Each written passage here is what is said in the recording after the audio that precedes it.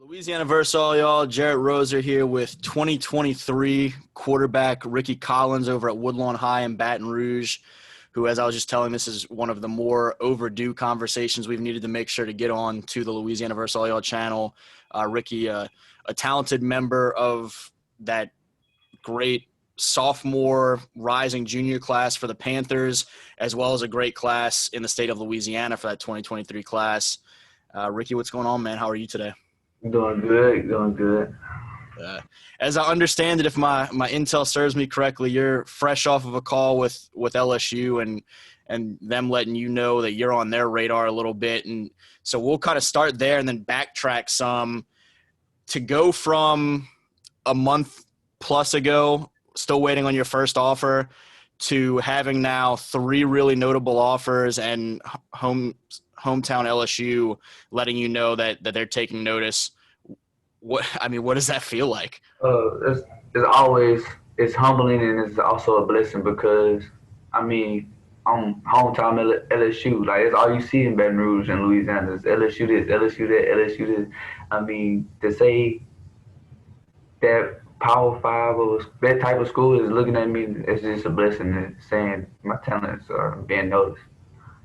What did they have to say about what had kind of caught their eye about you that made them want to make sure to connect with you and to evaluate you further? Obviously my gameplay. And they were saying that I'm smart. Can't be dumb and play quarterback. So my gameplay and me as a person and me being a multi-sport athlete. For you, I mentioned you waited a long time and you saw, I think it was kind of a slow stretch for quarterback recruitment in general, just because of the way the last year and a half has been with COVID restrictions and all of that. But you saw a few other guys pick up some offers at times, and you waited on your first to come for a long time, knowing what your potential looked like and having some of the success on the field that you guys were able to have. When Memphis finally offered on signing day a month ago, what was that moment like for you and mom and grandpa and the whole family and really your school group too? Because I know you have a ton of great support over there at Woodlawn. It was almost unreal because, like you said, it was on National Signing Day. So to say that I could say that I received my first offer on National Signing Day is like, I don't know a lot of people that can really say that. And it was for my family and my coaching staff and all my supporters. Just like, it was like, all right, we got it now. Let's go to work. Let's put some more work in. And then Arkansas and Virginia Tech follow. Memphis is obviously a really high-profile Group of Five school, but then you have a couple of Power Fives follow. What has it been like to see some more of those come into play, and what have those conversations been like, just kind of getting to know those coaching staffs and things like that? It's always great to receive those schools because, like you said, just notability of those schools. And it's Arkansas, like, back to the LSU thing, like, it's Arkansas. You see them in town playing LSU, it's a big school. Virginia Tech, Michael Vick, I can go on and on about that. So it's just a blessing to say that I can be in the same conversation as those schools. When did you realize that you were going to have that sort of a talent and a ceiling that you would be someone that could be in a conversation with a Power Five school, with an SEC school, potentially with an LSU as prominent as they are? When did that kind of click for you that, man, I can do what I'm watching those guys do on Saturdays? Since beginning, since you could say Rick ball, we're playing Lily ball. My plan was always to go to the next level. It was never to be like, all right, I'm just playing to play. It's never that. I'm always as a person looking at the bigger picture. I was never planning this to just be good or be another regular dude. I'm trying to get somewhere with this. Was that something, that kind of confidence and mindset, that you attribute that to sort of family type ties? Did your family kind of raise you to be that way about everything, whether it be football or otherwise, or did coaches kind of see that from you early and say, hey, I know you're still just a young buck, but we see some really big things for you? Where did you kind of pick some of that up from? I'll say family because confidence is you have no confidence is key. If you don't have confidence in what you're doing, your gameplay, you would why are you doing it? Mm. It's really that. And God, if I got my faith in God, He gonna bring me wherever I need to go. So yeah. For all that kind of the early glimpses of potential and the confidence that you had, when you look at what the last couple of years have been like in terms of your growth as, I mean, first of all, you've sprouted up to about 6'3" now, but also your growth as a player, your maturation as a player, kind of fine tuning your skill set with Coach Randall and company over there at school and everyone else that you work with. What has kind of impressed you most, that you've been most proud of in terms of just the strides in your game on the football field? Uh, How different do you look now from, this time 2 or 3 years ago? for physically, I was a pencil, like a pencil stick. I had no muscles. I was just very little. I was like 5'10", 5'10", 140, and now I'm like 6'3", 180. It having these coaches and they're kind of grooming me into being that power five quarterback, and mentally just to be able to I can sit with anybody, any college coach, any football player, and any coach, anybody, and talk football. Like talk football, not quarterback this, quarterback that. We can break it down. We can talk. How cool is that opportunity to work with a guy like Marcus Randall that you mentioned growing up around Baton Rouge, you see LSU? Marcus is a dude that in some of those old highlights, probably older than he feels like they are. He's doing some really big things in purple and gold. Had a chance to get to the NFL level. Just to work with a guy like that, who I think has such a great handle on the game, and does a good job of teaching you guys, kind of passing that on. What has that been like as a young player at that same position? Uh, it's always blessing to have a mentor of a Coach Randall or Marcus Randall, because like you said, he played at the top of the level. He learned from the best. He's played under the best. He's played with the best. So he did it at the top of the level. So he can tell me what I'm doing wrong, what I can try to do or consider doing. So, and just the knowledge of the game is always good to be around because you can learn something new.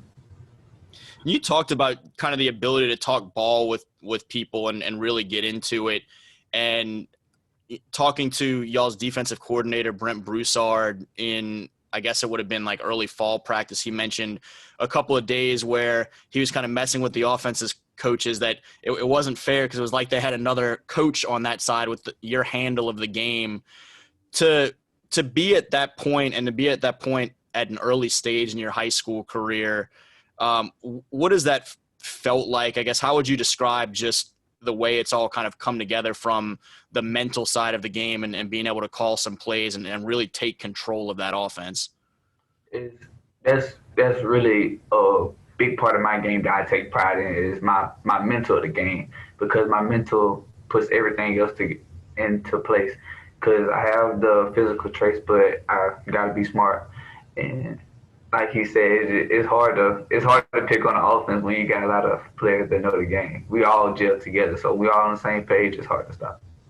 What are some of the things that you've entered this off season with kind of a focus on continuing to improve and just sort of big areas that you're hoping to take those biggest next steps in as you prepare for junior year? Uh, it's everything. It's never something that you can work on. It's always something because even Tom Brady, even Drew Brees, even the quarterbacks that do it at the top level continues to work on things to get better. It can be learning the playbook. It could be scheming different ways. It can be overstriding. That's my problem. I want to learn how to play at 6'3". Yeah. But now that you are 6'3" and have sprouted Right. up that 5 or 6 inches to play it. Play at 6'3". I talked to one of your guys in that 2023 class with you over there recently, Jordan Matthews, about just sort of you guys through a weird year the limited schedule because of the COVID dynamics. You were able to kind of show some flashes of the potential that was there, but I think having some of those stoppages hurts you guys in terms of being able to get into a true rhythm. But as you saw what that team could be and now know how much of that team comes back for this fall and how many of you guys are going to have another 2 years together, what are those conversations like from just a program standpoint and what you guys hope to accomplish over this next year and these next 2 years? Me and the coach were just talking about this. Anything less than a championship is failure in our eyes. Like you said, we have all the tools. We have the coaches, we have the players, so we got it. So we got to put it together and get to the big stage and win it. And because if we have it, anything less is not success. For a program over there that has had some ups and downs, some good years and some rough years, to be a part of a group that has that sort of an expectation, how cool is that? How would you describe being a part of a group that is viewed in a way that it can be kind of a program changing type group and really ascend an entire program to a level that it has not been at? Me and this group of 22 and 23 guys, we always, since like middle school and freshman year, we always said that we gonna be that group to set it off. That we're gonna be the group to start it off for the youngins and going down. So we always said that, and is when you have good on good is always going to make you better. Iron sharpens iron. So at practice we be going at it. And you had mentioned earlier too that the aspect of being a multi-sport athlete, and it seems like it's something that you take a lot of pride into, regardless of what sports season it is over there, you're involved in something. What has that juggling act been like, and how much do you feel like you gained from that as a young athlete or as a young man, and how much pride do you take in that distinction? It helps you. It really helps you with your character and being a leader, because in different sports you have different players, different teammates. It helps you learn your teammates and what makes them go and what brings them down. So it helps you as a leader, and all in all, it shows that no matter what sport it is, if you lead and walk the straight path, others going to follow, and you're going to have a good program. You mentioned kind of seeing big things from an early age. Did you know that it was going to be football that was going to be the one that kind of popped off, or did you grow up more of like I'm going to be a big-time baseball player, big-time basketball player, or what was you knowing that you were going to make it? What did you think you were going to make it in most likely? For a very long time, I didn't know. I just prepared myself to. Like you said, I take pride in that. I take pride in playing all three sports at the top level or the best that I can. So yeah, I didn't know, but I knew whatever I was going to do, I was going to do it the best of my ability and work. Yeah, no doubt, man. You're a guy that your name is now. We talk about the connection with some of the colleges, but in that 2023 class that I mentioned, it's viewed as one of the best, certainly in some years, for a quarterback class to come through Louisiana. And so your name's in a conversation now with guys like Arch Manning, who everyone knows the Manning name, or Eli Holstein, whose brother Caleb was just such a high-level quarterback at STM, and his dad was a football player at LSU some years ago. And the list goes on. Reese Mooney, Zay T-Set, and the depth that's there at that position.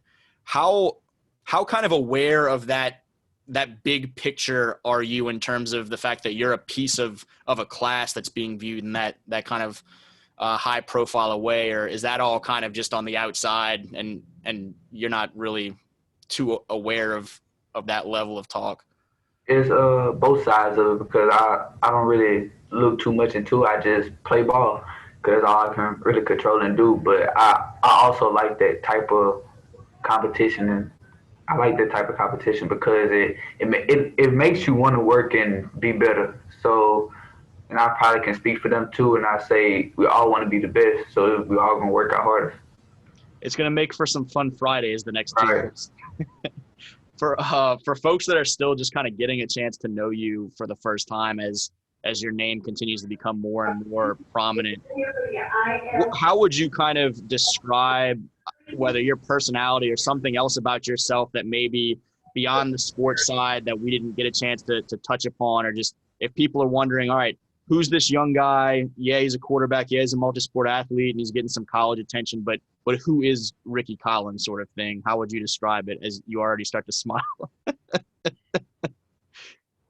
I when people see me like they don't know me, they probably think I'm mean, but like I'm very approachable. Like I'm not stuck up. Like I'm a talker. Like I would talk to you, and I'm very confident. I'm loud, and I'm goofy. Like I am goofy. Like you said, I'm goofy. Like if I see a little kid and I feel like I can make his or her day, I'm gonna try to make his or her day. There you go, man. It's awesome, and I certainly appreciate you chatting a little bit about everything, and looking forward to just kind of the next steps in all of it, man. Your continued development, and also seeing more of those college opportunities fall into place, because I know those first three are just the first three of many. Good deal. Again, oh, you got it, man. My pleasure. Again, he's Rickie Collins, a 2023 quarterback over at Woodlawn of Baton Rouge. Finally getting the recruitment started, kicking into gear over this last month, and getting ready for some big things for the Panthers these next couple of years, and at the next level beyond that. And for Louisiana versus all y'all, Jarrett Roser.